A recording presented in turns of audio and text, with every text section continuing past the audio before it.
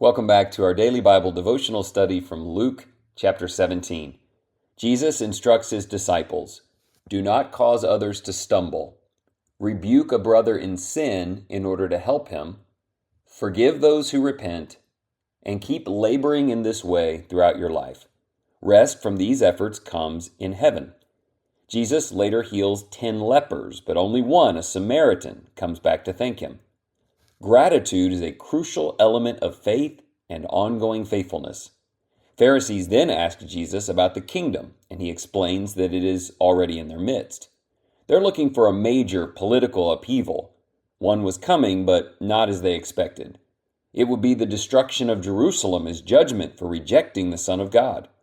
Jesus gives a deep description of what that will be like and how devastating it will be. Let's look at a few of the specifics from this chapter that has a lot of different things going on. Jesus is protective of his brothers and sisters. We must see that and reflect that same love in the way we support our Christian family. There will be sin and correction will be needed, but the goal is always repentance and fellowship. Sometimes this means our own repentance.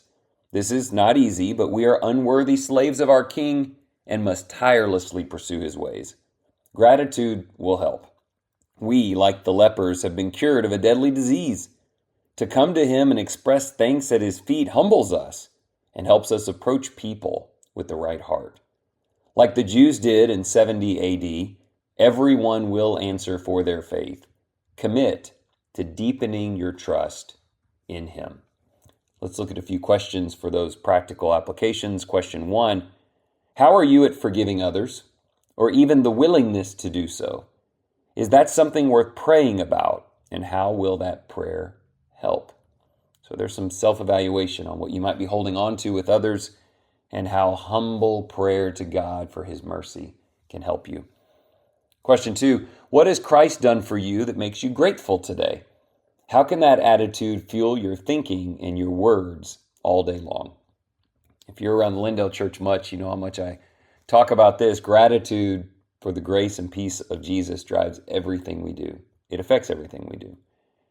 And then lastly, Jerusalem was destroyed and only a few were prepared and survived.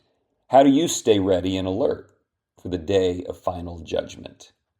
The scripture goes on to talk about how a day like that is coming again for all mankind, and we need to be right with others and right with God. Here's our prayer to end the day.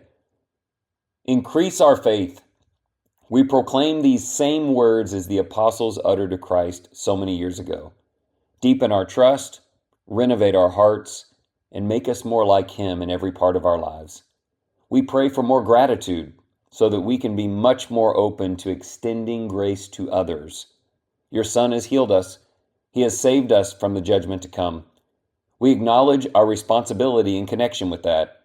We know this means being mindful of Jesus and doing everything we can to help reconcile others to you.